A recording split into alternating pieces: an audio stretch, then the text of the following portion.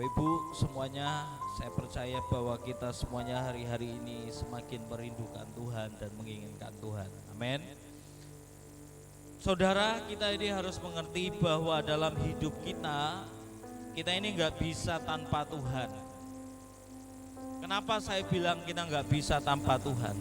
Kita ini selalu merindukan sesuatu yang baik terjadi atas hidup kita. Bahkan kita selalu merindukan bahwa semua hidup kita itu mengalami berkat-berkat Tuhan, saudara. Dan kita selalu merindukan tidak ada yang namanya kecelakaan, tidak ada hal-hal yang buruk yang kita alami.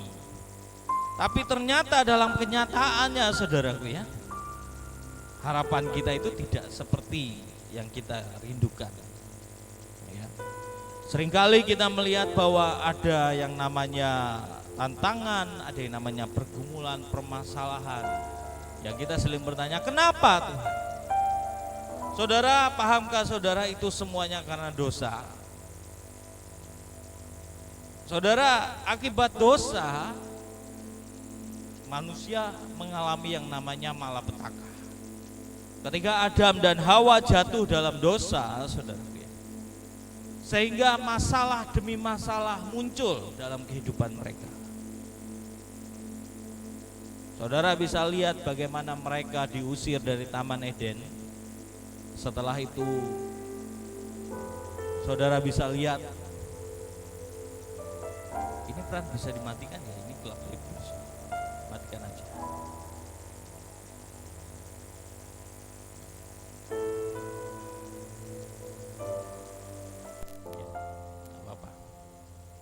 Ya.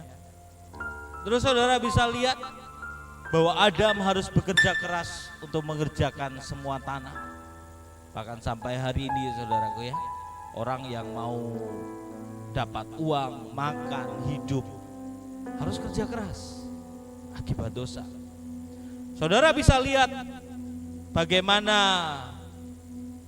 Hawa harus dengan sakit bersalin ketika dia melahirkan. Ya. Dan setelah itu muncul berbagai banyak masalah, saudaraku. Muncul Kain yang membunuh Habel, ya.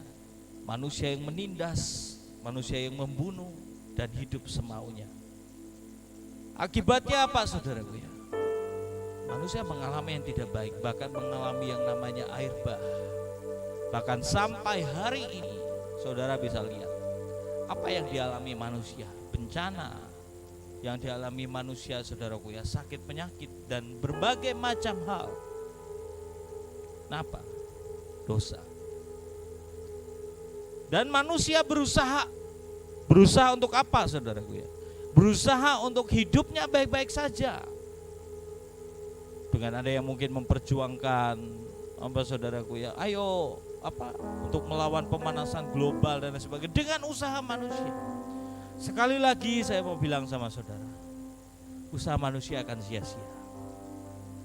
Karena semuanya ada dalam kendali Tuhan. Jadi apa yang bisa mengubah kehidupan kita jadi lebih baik, saudara? Satu-satunya jalan cuma datang kepada Tuhan. Satu-satunya jalan mengubah kita ini yang penuh dengan dosa dan pelanggaran cuma Tuhan. Enggak ada yang lain, saudara. Tidak ada yang bisa mengubah hidup kita jadi lebih baik tanpa Tuhan. Saudara mau usaha seperti apapun, gak mungkin. Karena manusia berusaha seperti, aku mau melawan kelemahanku, aku mau melawan dosaku. Gak mampu. Apa yang memampukan? Tuhan. Di dalam apa? Pekerjaan Roh Kudusnya. Makanya saya berdoa saudara bisa mengerti ini. Kita ini selalu butuh Tuhan untuk mengubah hidup kita, untuk bisa lebih baik, saudara. Saudara bisa lihat di Alkitab bagaimana Tuhan mengubah semua anak-anaknya, para hamba-hambanya, saudara. Dia mengubah Daud, dia mengubah Yusuf, dia mengubah para rasul dari semua kebobrokan mereka, kelemahan mereka, sampai mereka menjadi hamba-hamba Tuhan yang luar biasa. jadi nabi-nabi, jadi rasul-rasul yang ajaib. Semuanya diubahkan Tuhan. Caranya cuma mereka menyerahkan hidup kepada Tuhan dan minta Tuhan ubahkan hidup mereka. Karena di dunia ini tidak ada satupun yang bisa mengubahkan hidup kita tanpa pekerjaan Roh Tuhan. Saudara, kita ini gak bisa dekat dengan Tuhan tanpa Tuhan sendiri yang ada di hidup kita. Paham ya? Karena Tuhan kudus. Saudara gak akan bisa ketemu yang kudus kalau kita gak kudus. Gimana caranya? Saudara harus dibaharui Tuhan dulu agar saudara bisa ketemu Tuhan. Saudara harus minta Tuhan beresi hidup saudara agar saudara mengalami perjumpaan dengan Tuhan dan Tuhan ubahkan saudara. Makanya saudaraku ya, kalau saudara sungguh-sungguh datang kepada Tuhan, kadang-kadang saudara nangis, betul? Kadang-kadang Tuhan, aku ini udah berdosa dan lain sebagainya. Itu siapa yang bikin? Pekerjaan Roh Tuhan. Kalau kita ini sampai hari ini nggak sadar-sadar dengan sebuah dosa kita, tandanya Tuhan tidak bekerja dalam hidup kita. Tapi kalau kita ingat, oh iya saya ini salah, itu pekerjaan Tuhan yang mengerjakannya di dalam kita. Atau Tuhan mengingatkan kita, loh kamu itu masih kayak gini. Oh iya Tuhan, saya salah. Itu Tuhan. Tapi jangan sampai berhenti cuma sekedar, ya saya salah. Saudara harus melangkah dan berkata, Tuhan aku mau diubahkan, tolongi aku. Dan mulai melangkah. Dan ketika saudara melangkah, Tuhan akan ubahkan engkau. Ingat loh saudara ya. Apakah Petrus bisa berjalan di atas air kalau misalnya dia tidak melangkah keluar dari perahu? Tidak, betul? Dia gak akan pernah melihat dirinya berjalan di atas air kalau dia tidak keluar dari perahu. Ketika dia dengar suara Tuhan berkata, kemari. Artinya juga sama hari ini ketika Tuhan bilang, ayo kemari nak, datang dan hampiri aku. Bertobatlah. Engkau harus melangkah keluar dari perahu dan mulailah berjalan di atas air. Sama, kita juga hidup harus seperti itu. Karena kerinduan kita saudara, hidup kita diubahkan dan kita dijaga, dilindungi. Amin. Tapi kenapa saudara? Akhirnya banyak dari kita mengalami hal buruk. Oke, saya mau kita buka firman Tuhan ini.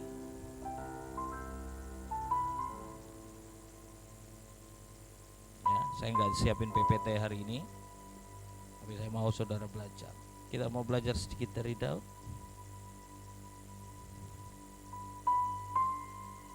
Akibat dosa saudara.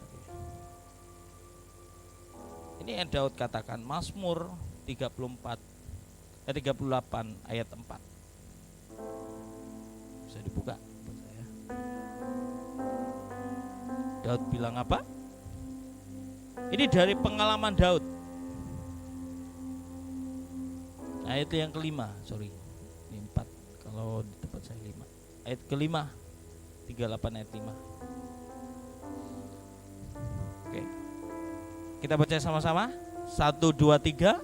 Sebab kesalahanku telah menimpa kepalaku, semuanya seperti beban berat yang menjadi terlalu berat bagiku. Tahukah saudara akibat dosa akan muncul apa? Saya bisa baca. Kesalahanku artinya dosaku, betul, telah menimpa kepalaku. Semuanya seperti beban yang berat, terlalu berat bagi orang hidup dalam dosa. Hidupnya berat. Seperti ada yang bertonton yang dia pikul. Dan akhirnya apa? Stres. Tuh. Kalau udah stres, makanya penyakit zaman ini kalau dibantu dengan makanan-makanan itu semua, banyak yang cepat mengakhiri hidup. Tuh. depression. Tapi kalau kita hidup lepas dari dosa, hidup kita ini ringan. Yang keluar dari hidup kita apa? Saya mau tanya. Ucapan syukur, betul? Terima kasih Tuhan. Sukacita yang keluar. Tapi orang yang hidup dalam dosa beban aja, saudara. Mungkin bisa ketawa, ketiwi, happy, jalan-jalan dan lain sebagainya, saudaraku. Pulang-pulang nangis sendiri. Kenapa hidupku seperti ini? Kalau saudara bisa lihat di artis-artis Korea, saudaraku, mereka kaya raya, punya banyak uang, tapi ditemukan banyak yang bunuh diri, betul? Hidup mereka berat, walaupun punya duit banyak. Mereka bisa jalan-jalan ke luar negeri, mau sewa hotel yang paling mahal, makanan yang paling mahal, bisa. Pulang-pulang mereka merasa depresi. Saudara bisa lihat Marilyn Monroe, Michael Jackson, saudara. Orang-orang kaya semua. Karena beban itu bukan karena punya harta yang banyak, punya segalanya. Tapi beban itu muncul karena kenapa? Dosa, kesalahan. Mazmur 38 ayat 18 atau 19 ya, saya yang 18 ayat 19. Ya, aku mengaku kesalahanku, aku cemas karena dosaku. Sekali lagi yuk kita baca sama-sama. 1, 2, 3. Ya, aku mengaku kesalahanku, aku cemas karena dosa. Saudara, akibat dosa, saudara sepanjang hidup saudara akan cemas. Cemas itu sama halnya dengan khawatir. Betul? Ketika saya saudaraku ya, umur 17 tahun, saya ini sangat cemas sekali, saudaraku ya, dengan masa depan saya. Melihat hidup saya, keluarga saya, saudaraku, khawatirnya banyak. Dan itu jadi beban buat hidup saya. Dan saya rasa Tuhan, saya ini berdosa, saya melakukan ini, gimana masa depan saya? Apalagi yang saya lakukan kesalahan demi kesalahan. Saya jadi takut. Tapi saya gak tahu, saya bilang Tuhan ampuni saya, ampuni keluarga saya, Engkau yang pegang hidup saya. Saya dengar Tuhan bicara lembut di hati saya, nak, kamu itu anakku. Ketika engkau mengaku dosamu, dosamu diampuni. Dan aku Tuhanmu yang jamin masa depanmu. Enggak usah takut dengan apapun. Terus gimana keluargaku? Aku yang jamin. Sejak itu saudaraku ya, saya hidup melakukan apa yang Tuhan mau. Saya belajar, bukan saya sempurna, enggak. Tapi saya belajar, saya akan terus datang ke Tuhan. Saya belajar, Tuhan ajari aku Tuhan. Dan saya melihat bagaimana saya yang khawatir, cemas, diubahkan Tuhan. Karena dosa saya tanggalkan. Saya berdoa, saudara bisa ngerti. Makanya kalau hidup kita dipenuhi dengan kecemasan, kekhawatiran, itu semuanya akibat apa? Dosa. Perhatikan itu. Mazmur 40 ayat 13. Ini punya saya agak sedikit beda. Mazmur 40 ayat 13. Mari baca sama-sama. 1, 2, 3. Sebab malapetaka mengepung aku sampai tidak terbilang banyaknya. Aku telah terkejar oleh kesalahanku sehingga aku tidak sanggup melihat. Lebih besar jumlahnya dari rambut di kepalaku sehingga hatiku menyerah. Saudara baca sendiri. Akibat kesalahanku, akibat dosa. Apa katanya? Sebab malapetaka mengepung aku sampai tidak terbilang banyak. Masalah di depan, saudara balik badan masalah lagi. Saudara belok ke kiri, masalah lagi. Belok ke kanan, masalah lagi. Berbalik arah, semua, segala arah. Ada yang namanya apa? Malapetaka. Ini bukan saya yang ngomong. Aku telah terkejar, malapetakanya yang mengejar. Sehingga aku tidak sanggup melihat, lebih besar jumlahnya. Ada yang bisa menghitung jumlah rambut di kepalanya? Nggak ada kan?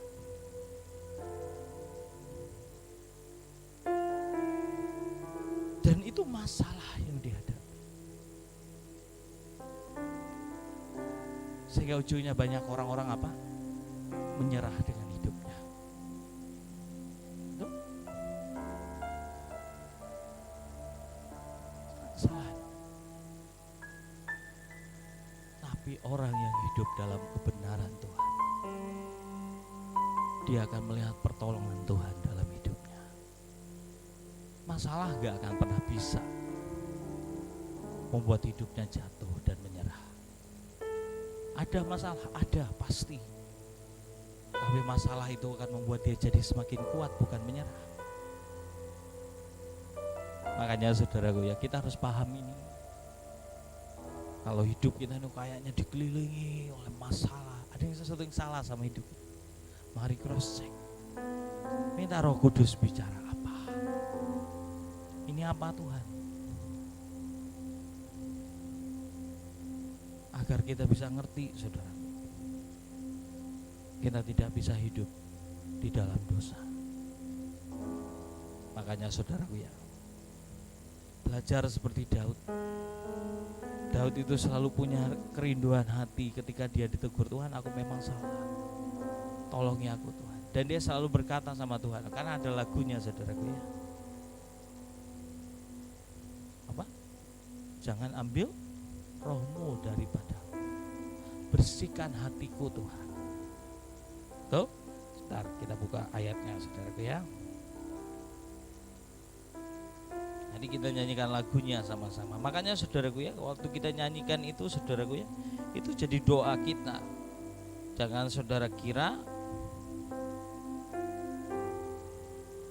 itu cuma sekedar lagu.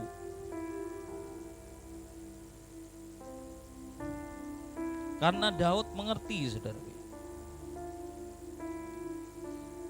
Buka Mazmur 51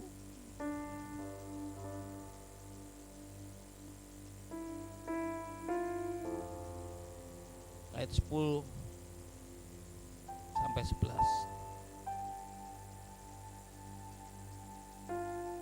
Mazmur 51 ayat 10 dan 11.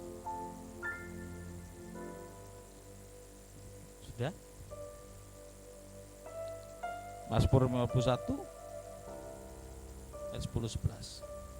Biarlah aku mendengar kegirangan dan sukacita, biarlah tulang yang kau remukan bersorak-sorak kembali. Lanjut. Mazmur 51.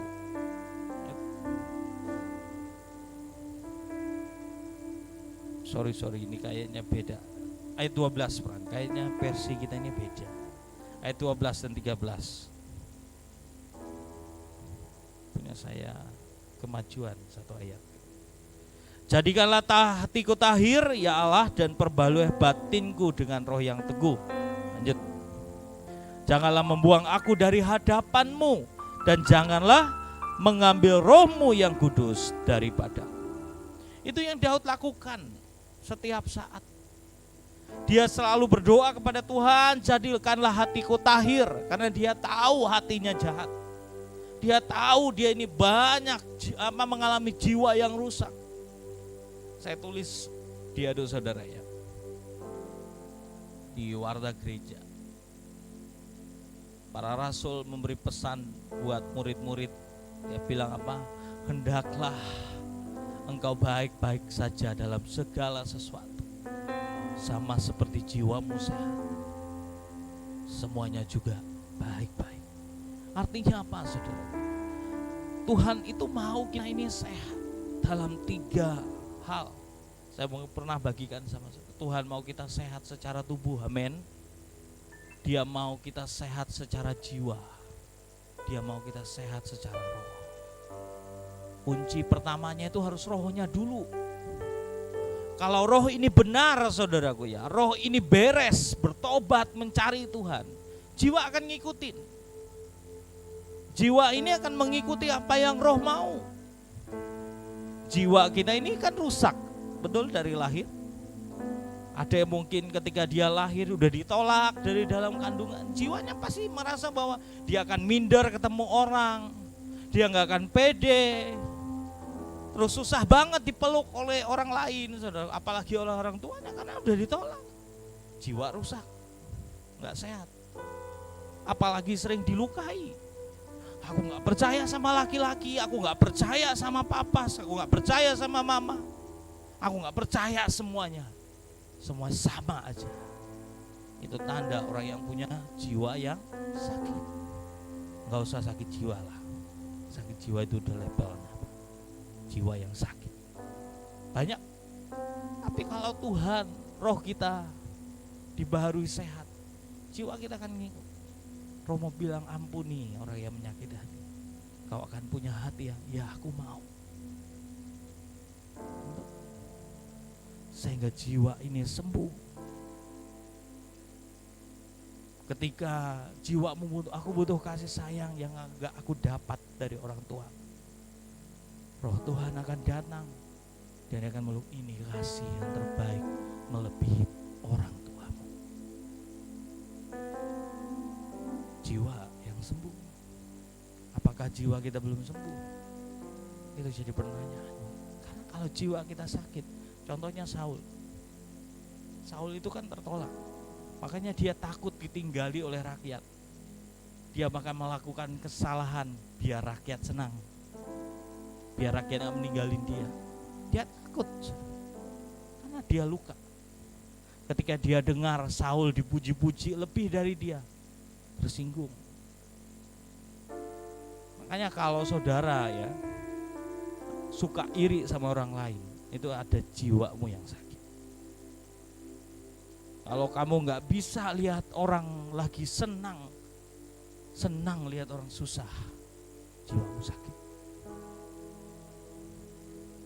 Harusnya kita suka dong, suka cita kan melihat saudara kita diberkati. Amin.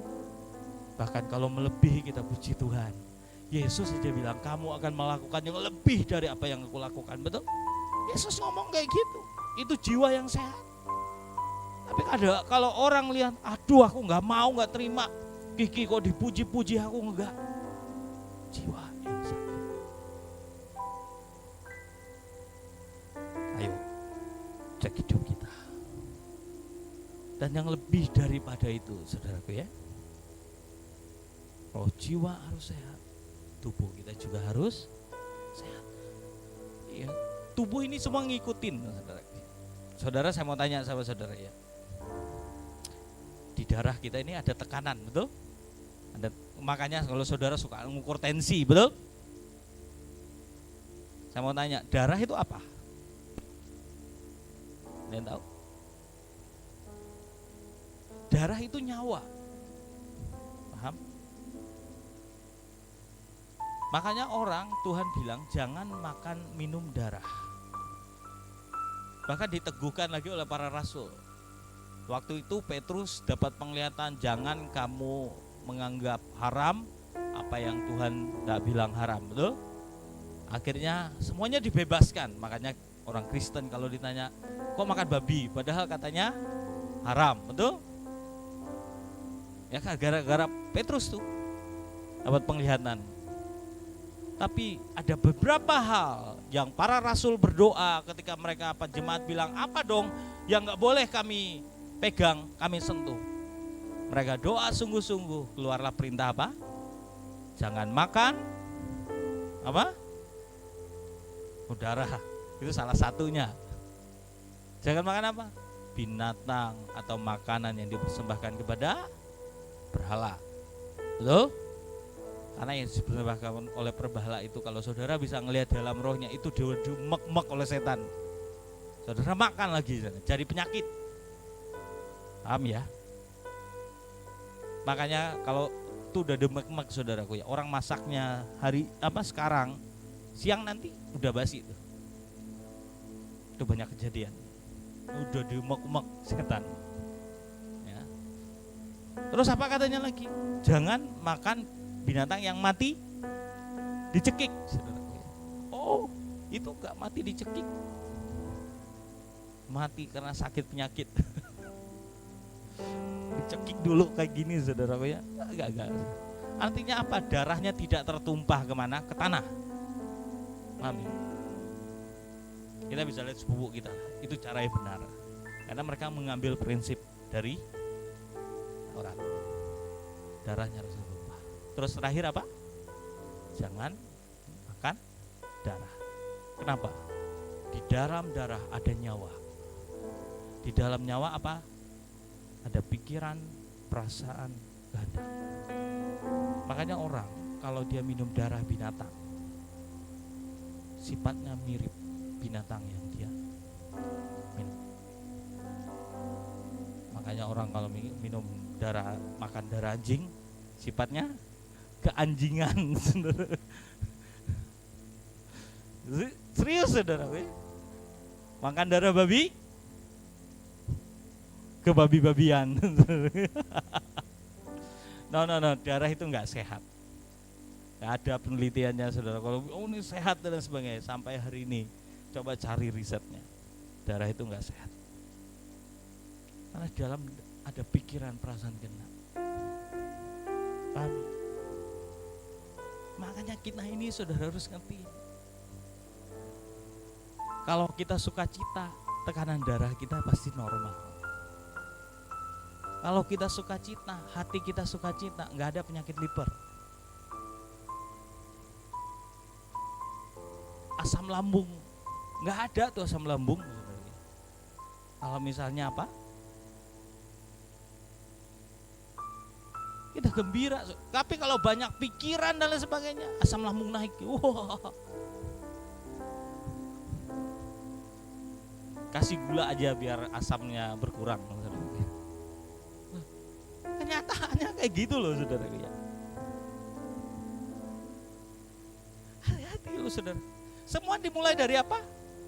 Pikiran. Pressure itu saudaraku ya, membuat saudara. Makanya saudaraku ketika COVID-19 menyerbu saudaraku ya, saudara bisa lihat kan yang banyak mati apa? Orang yang ketakutan. Yang mati adalah orang-orang yang apa? Cemas dengan hidupnya sendiri. Akhirnya apa? Daya tahan tubuhnya nggak kuat, nggak mampu. Bahkan ada yang udah aku nyerah aja. Udah berhenti.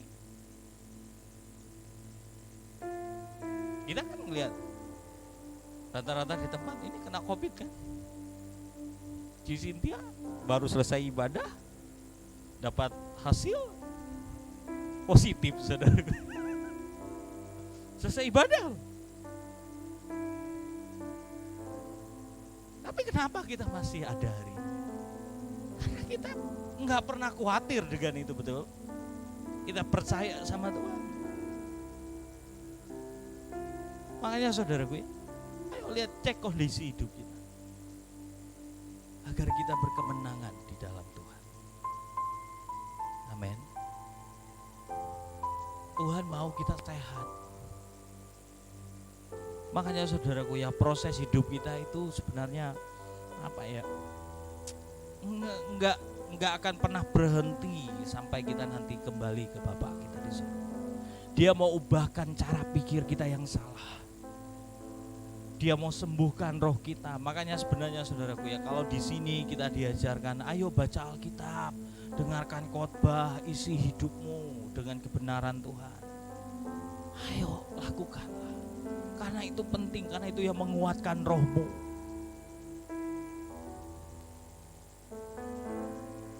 Jiwamu, kalau rohmu sehat, jiwamu juga akan sehat.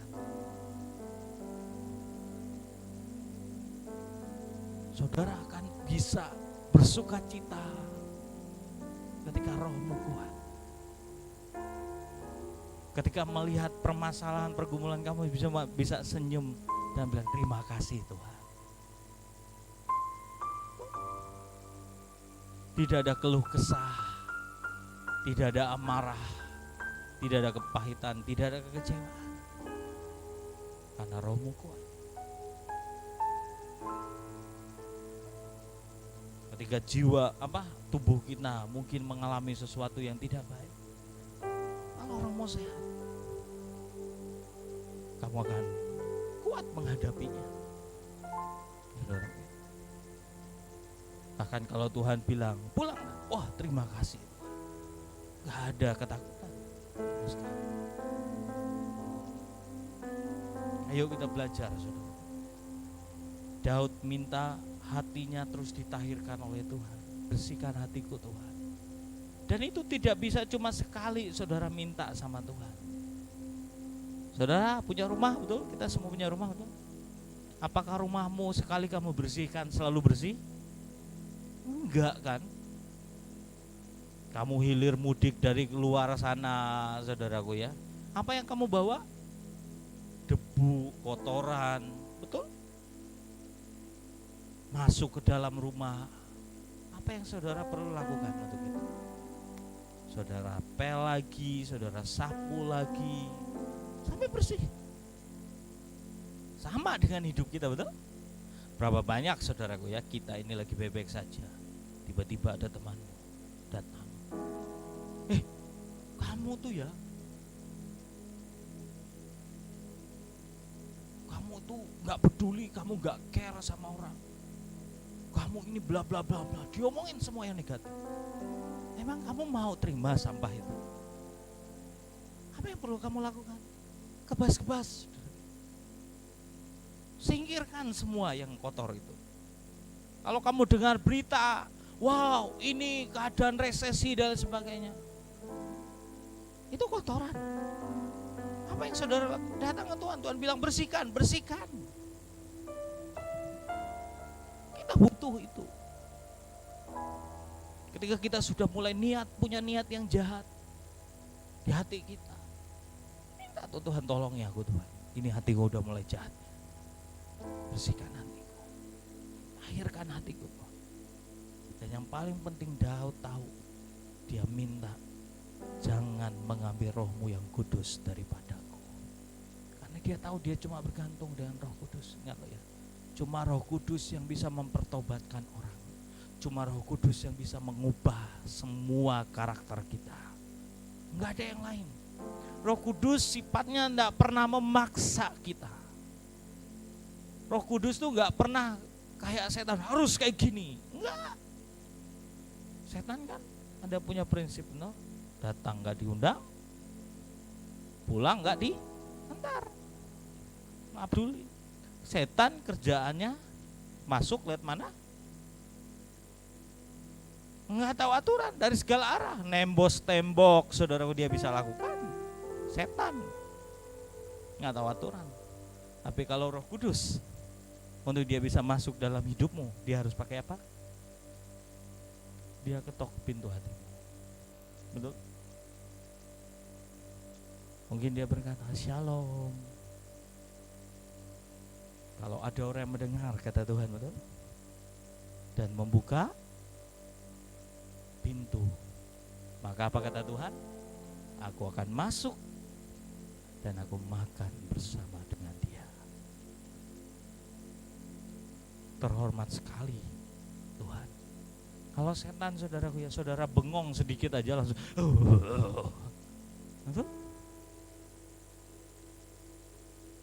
tiba-tiba satu masuk, makin banyak.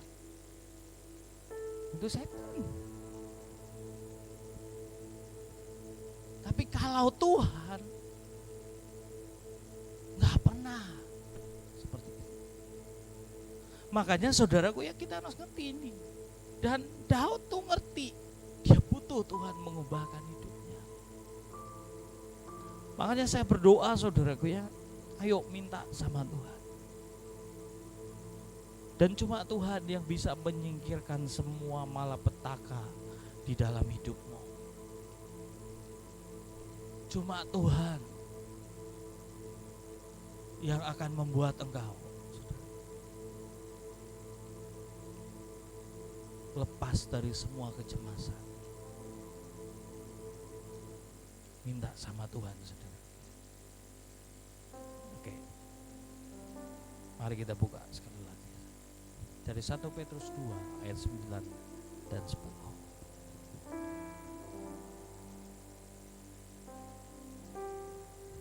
1 Petrus 2 ayat 9 dan 10. Tetapi kamulah bangsa yang terpilih, imamat yang rajani, bangsa yang kudus, umat kepunyaan Allah sendiri, supaya kamu memberitakan perbuatan-perbuatan yang besar dari Dia yang telah memanggil kamu keluar dari kegelapan kepada terangnya yang ajaib. Kamu yang dahulu bukan umat Allah, tetapi yang sekarang telah menjadi umat-Nya, yang dahulu tidak dikasihani, tetapi yang sekarang telah beroleh belas kasihan. Saudara, tahukah kerinduan Tuhan dalam hidup kita? Dia mau menjadikan kita bangsa yang terpilih. Amin. Apa bangsa yang terpilih? Imamat yang rajani. Saudara harus ngerti firman ini. Panggilan Tuhan atas hidup kita adalah panggilan imamat dan panggilan rajani. Dan dua hal ini harus melekat di hidup anak-anak Tuhan. Nggak bisa terpisah, aku pilih jadi imamat saja, ya, atau aku ngambil yang rajani aja, nggak bisa. Imamat itu bicara tentang pelayan Tuhan, bicara tentang keimaman yang berdiri melayani Tuhan dan melayani sesama. Itu destiny kita, saudara. Makanya saudara harus ngerti seperti Daud itu, saudaraku ya, walaupun dia panggilannya adalah raja, tapi sisi imamnya dia punya. Apa sisi imamnya? Dia menyembah Tuhan dengan apa? Pujian. Dia siapkan kemah suci, saudara.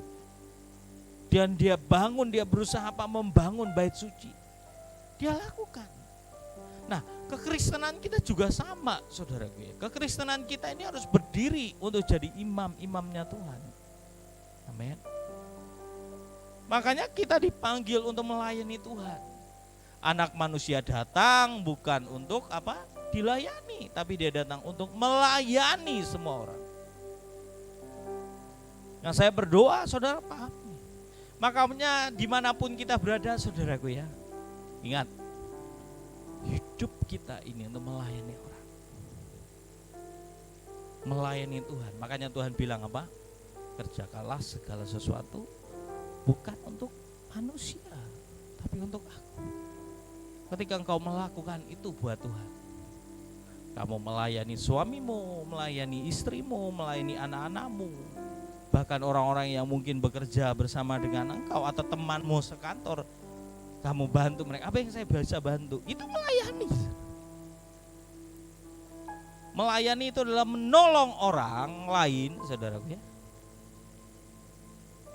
dan membantu dia dalam semua keperluan dan kebutuhannya. Itu melayani. Ya memang mungkin hari ini kamu punya keterbatasan untuk menolong, tapi setidaknya kamu bisa membantu dari hal-hal yang kecil. Itu yang Tuhan mau dari hidup kita. Makanya Tuhan panggil kita tuh jadi berkat buat banyak orang, amin. Dengan cara apa? Melayani. Karena dengan melayanilah, dengan jalur keimamatan tadi, saudara akan melihat pertobatan banyak orang. Karena tidak ada kalau saudara jadi raja. Makanya saudaraku ya, kalau saudara, aku mau jadi raja aja, aku mau jadi orang berkuasa saja, keselamatan itu enggak datang dari jalur kerajani. Dia datang dari apa? Keimaman. Melayani untuk keselamatan. Makanya itulah yang kita lakukan hari-hari ini. Saudara harus melayani Tuhan, melayani sesamamu agar orang lain diselamatkan. Saudara rindukan melihat orang-orang di sekelilingmu bertobat, amin. Caranya adalah melayani mereka. Seorang istri, dia mau melihat suaminya dimenangkan, layani suamimu dengan yang terbaik. Seorang suami mungkin mau melihat anak-anaknya bertobat, mengasihi Tuhan, layani anak-anakmu. Itu akan menyentuh hati mereka. Betul? Kamu mau melihat anak-anak rumah singgahmu bertobat? Layani mereka. Dan mereka akan lihat, ini apa? Kenapa aku ini jahat, tapi mereka tetap datang melayani kita, mengasihi kita. Betul? Itu cara yang Yesus kerjakan. Yesus itu enggak pernah berhenti untuk mendoakan. Bahkan ketika dia di atas kayu salib, orang yang menyalibkan dia, meludahi dia, menampar dia, dia tetap berkata apa? Ampunilah mereka Tuhan, sebab mereka tidak tahu apa yang mereka perbuat. Bukankah seperti itu juga di hidup kita? Seringkali kita kepahitan, kecewa dengan orang-orang yang kita layani, betul? Tapi tahukah saudara, kalau saudara marah sama mereka, karena saudara nggak pernah ngerti, mereka nggak tahu apa yang mereka perbuat. Harusnya kita paham, saudara. Kenapa orang melakukan kesalahan demi kesalahan? Karena dia nggak tahu yang benar yang mana. Jadi saudara yang tahu inilah yang harusnya mengasihi dia lebih dan membantu dia, menolong dia keluar dari semua kesalahan. Itu yang Tuhan panggil dari hidup. Kalau saya mau bicara tentang Rajani, mungkin panjang lagi, tapi itulah yang kita miliki, saudara. Rajani ini bicara tentang bagaimana kita memerintah, punya kuasa, punya otoritas. Tuhan bilang hari-hari ini apa? Aku memberi kuasa kepadamu untuk menahan kekuatan musuh. Betul? Itu cuma orang-orang yang punya kekuasaan yang bisa melakukan ini. Siapa? Kita. Amin. Hari-hari ini kita mesti latihan. Makanya saya pernah cerita sama, waktu ada angin badai, saudara, istri saya keluar, ya, saudara di tempat ini juga ramai doa. Itu latihan. Latihan apa? Untuk punya kuasa, otoritas. Kemarin kita penyembahan, hujan, saudaraku, saya lihat awan hitam, saudaraku, ya, hujan. Ya enggak terlalu deras, saudaraku, tapi hujan tetap mengganggu. Saya cuma, Tuhan bilang, jangan berhenti, kamu punya otoritas, kuasa, sembah aku. Dan saya berkata, Tuhan, Engkau berkuasa di atas alam semesta. Ya, kita nyembah Tuhan, saudara, berhenti. Kita ini punya otoritas. Amin. Jadi jangan lihat, wah hujan, ini hujan. Oh iya hujan, waduh gagal ini acara ini, gagal. Nah, bisa ini. Ya. Sama hidup pun juga jangan seperti itu, saudara. Kalau misalnya ada badai di depanmu, hentikan, amin. Kalau ada masalah, hentikan. Kalau duit gak ada, panggil duit, amin. Loh, kita punya otoritas. Dengan mulut mula kamu harus panggil semua berkat Tuhan. Usahamu jangan kamu, aduh, gagal, rugi, ya kamu akan lihat kerugian. Tapi kamu harus berdoa, Tuhan, ini apa yang kau kerjakan, berhasil. Biarpun banyak saingan, aku percaya karena ada perkenananmu, ada tanganmu yang membuat orang semuanya datang ke tempat ini. Lakukan. Saudara punya kuasa otoritas yang diberikan Tuhan sebagai anak-anak kerajaan. Jadi jangan pikir dulu, memang otoritasnya ada tingkatan, betul? Enggak semua harus sama, enggak, saudaraku, ya. Tapi ini kita punya kuasa. Pak Petrus Agung pernah cerita, loh, saudaraku, ya. Orang lagi kumpul banyak, saudaraku, ya. Waktu itu saudaraku, ya, orang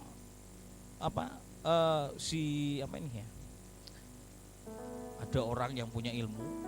Waktu itu dia cuma bilang ke semua orang, kalian saya akan kasih hadiah kalau misalnya kalian bisa pindahin sendal ini. Jadi waktu itu, saudaraku, ya, banyak orang-orang besar, orang yang perkasa, saudaraku, berusaha memindahkan sendal itu. Nggak ada, saudaraku. Nggak ada yang sanggup pindahin sendal itu. Karena sudah ditaruh sesuatu. Ya ada anak-anak, saudaraku, baru pulang sekolah minggu. Ya. Happy ya, happy ye. Saya senang jadi anak Tuhan. Wah, dia lihat orang banyak. Apa ya? Kok banyak sekali orang ini ngapain? Happy ya. Ketendang tuh sendal, saudaraku ya. Terpental jauh. Orang bilang, "Hah, Dek?" Dia bingung, saudara. Happy ya, happy ya. Ada apa? Katanya. Kamu kok bisa tendang? Wah, orang ini nanya, wah dia punya ilmu yang lebih hebat dari punya saya. Anak kecil. Orang bingung semua. Orang sudah coba semuanya, dari yang berotot sampai yang nggak ada yang bisa. Anak kecil cuma lewat nyanyi happy ya tanpa tahu. Karena kenapa? Di dalamnya ada kuasa. Amin. Hal yang sederhana. Ya pernah cerita sama saudara kan? Itu waktu kejadian kerusuhan di Ambon. Anak-anak kecil, anak-anak TK. Waktu itu pulau di tempat mereka diserang. Mereka mau dibunuh semua. Tiba-tiba ada orang yang berdiri di pantai dan bilang, "Ayo kalian semuanya masuk ke dalam laut, seberangi pulau ke sebelah." Dan itu jaraknya, saudaraku ya, mungkin belasan kilometer. Anak-anak kecil, anak-anak TK, semuanya masuk, nggak ada tempat lari, nggak ada. Masuk semua, bus. Dan waktu itu yang besar, waduh gimana ini anak-anak? Nggak ada, pokoknya nyelamatin diri aja semua. Ya, tiba-tiba sampai di pantai sana, dia cek semuanya anak-anaknya. 1, 2, 3, semua ada. Ditanya, kok kamu bisa berenang sejauh itu? Nggak tahu, Pak.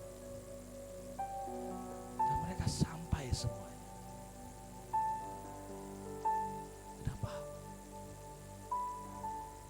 Ada kuasa yang Tuhan kasih dalam hidupnya. Percaya saudara juga ada kuasa dalam hidupmu.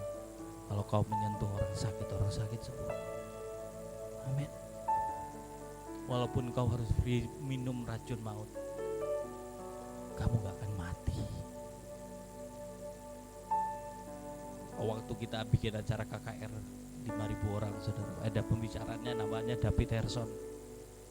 Dia itu dari orang sebelah, percaya dengan Yesus. Dia pernah diajak temannya, kita mau tes dia berhenti dari narkoba dan sebagainya. Di dalam minumannya itu sudah dikasih banyak pil. Dan temannya bilang, kita lihat apakah dia tumbang apa tidak. Dibuat perdosis. Dia gak ngerti, dikasih minuman, saudaraku, minumannya bukan minuman keras, ya soft drink, saudaraku, disuruh minum, dia minum aja. Teman-temannya perhatiin dia, saudaraku, ayo tunggu waktunya nih, udah mulai. Sampai dia pulang, saudaraku, nggak ada apa-apa sama dia. Besok paginya temannya nelpon, kamu nggak apa-apa? Nggak ada apa-apa, kata dia. Ada apa sih? Enggak, betulan kamu nih sehat-sehat aja. Iya. Bro, tahu nggak? Kemarin malam teman-teman tuh semuanya naruh di minuman ini pil. Dan semuanya itu mereka mau lihat kamu ini overdosis. Dan dia cuma bilang, enggak, aku nggak apa-apa. Heran temannya, dia ngomong, kenapa kamu bisa? Oh, dia ngerti. Dia coba bilang apa? Karena aku menyerahkan hidupku pada Yesus. Saudara, kita harus ngerti ini, amin. Kita punya kuasa otoritas, tapi harus balance dengan sisi keimaman, amin. Saudara mau narik banyak berkat, sisi raja harus kamu punya, amin. Kita semuanya harus kaya raya, amin. Limpah dalam segala hal. Kegerakan butuh uang. Keluargamu untuk makan minum butuh uang kan? Nggak mungkin kalau nggak punya uang bisa makan minum. Nggak. Oh gampang Pak, tinggal di jalan cari krecekan. Ya, aku nggak mau. No. Anak Tuhan tidak pernah meminta. Amin. Kita yang harus jadi berkat buat banyak orang. Ayo saudara. Tapi jangan cuma sisi itu. Lihat sisi keimamannya. Melayani orang banyak. Melayani sesama kita. Itu akan menarik berkat Tuhan dalam hidup. Itu yang akan melihat banyak orang bertobat. Makanya saudaraku, saudara belajarin kenapa ada Harun. Tuhan pilih Harun yang melayani di bait suci. Karena Tuhan mau orang ngerti, Harun itu arti namanya pembawa cahaya, pembawa terang. Nah kita ini imam-imam Tuhan, kita ini pembawa terang. Orang bisa melihat dari apa yang kamu lakukan, kamu melayani Tuhan, ya, kamu melayani sesama orang, lihat, wah, dari kamu ini aku bisa lihat terang kebenaran. Mungkin ada orang yang mungkin sudah ngelukain kamu, tiba-tiba kamu tetap melayani dia. Dia bilang, kenapa kamu seperti itu? Aku udah jahat sama kamu, tapi kamu masih mengasihi aku. Percayalah, tidak ada orang yang akan bertahan dengan kesombongannya ketika engkau terus menaruh bara di kepalanya. Paham? Dari kamu melayani sesama mula, keselamatan itu bisa sampai buat orang-orang di sekeliling. Kalau enggak, saudara, mereka akan mati binasa.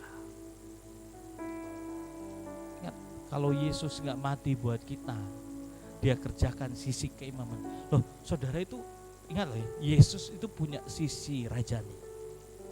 Makanya Yesus bilang apa? Kalau aku perintahkan malaikat aja mau berlaksa-laksa bisa menghabisi musuh-musuh, tapi aku enggak lakukan. Karena dia harus punya dulu sisi keimamannya.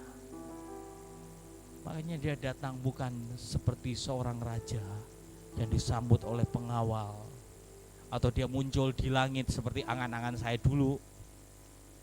Kenapa Tuhan harus mati di atas kayu salib? Kenapa dia harus kayaknya menderita ya? Sedih banget loh ngelihat Tuhan Yesus waktu saya kecil. Kenapa Yesus harus disiksa? Dia kan Tuhan, harusnya dia berdiri dong. Ya kebanyakan nonton Power Rangers waktu itu, saudaraku ya. Disiksa kalau berdiri. Atau nonton India lah. India tuh kan kayak gitu kan. Ya, waduh, ditindas. Filmnya 3 jam, saudaraku ya. Menang endingnya cuma 15 menit lah. Ya, sisanya itu penderitaan semua, saudaraku ya.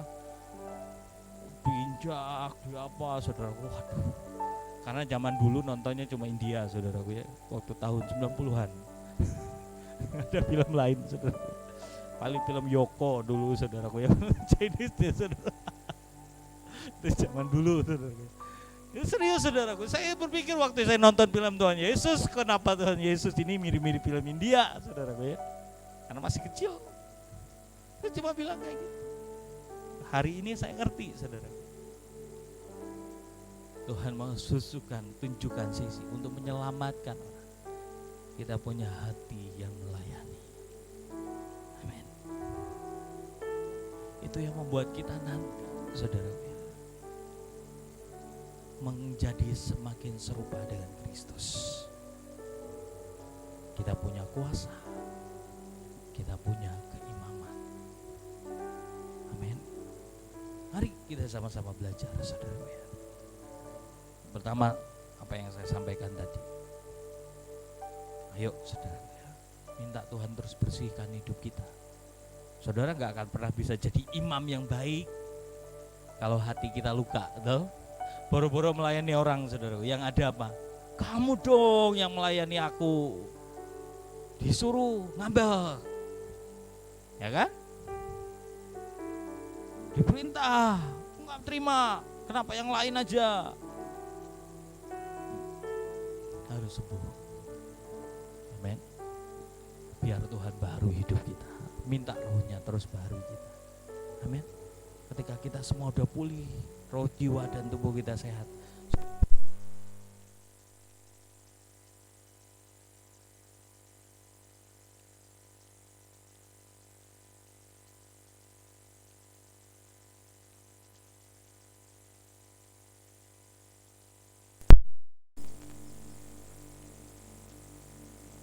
Cek, ya.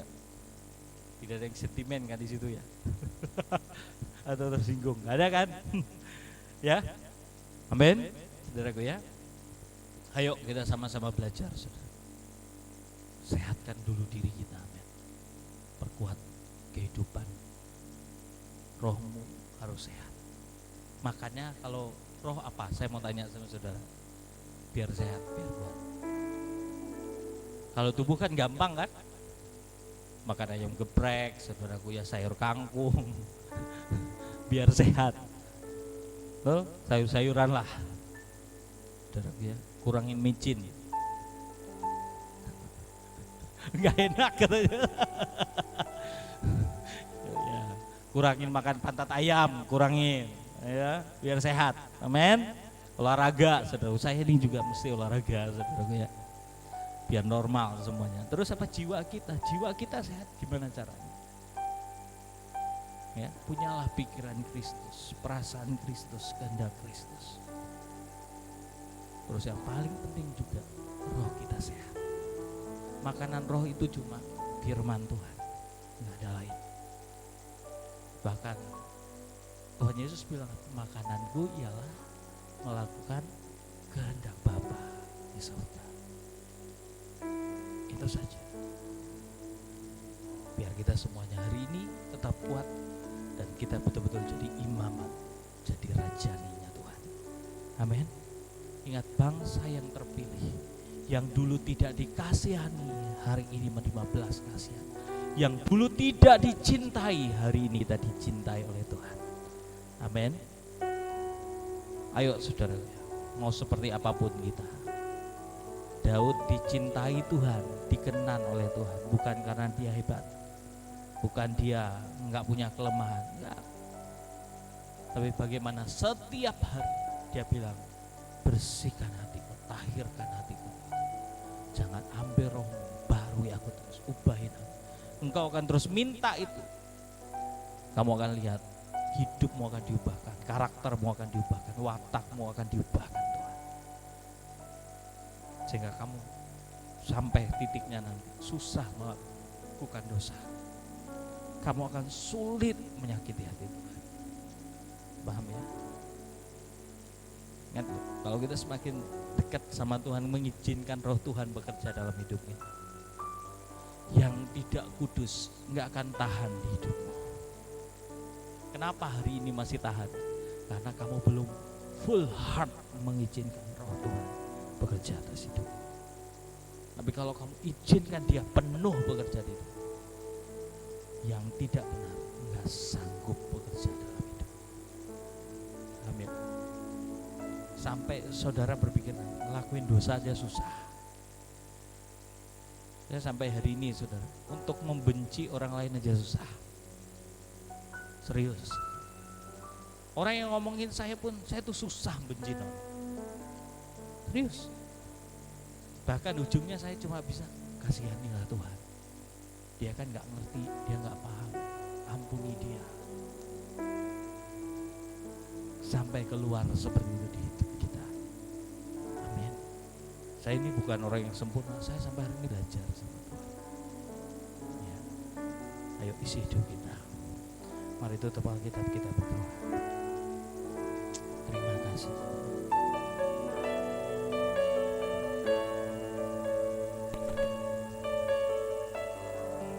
Terima kasih.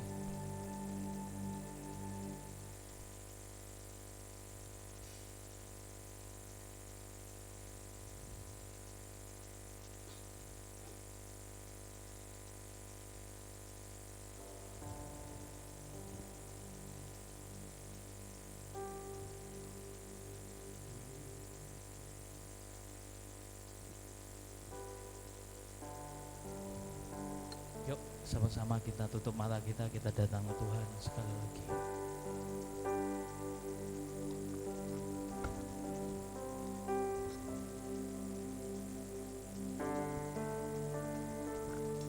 sempurnakan selalu dalam segenap jalan.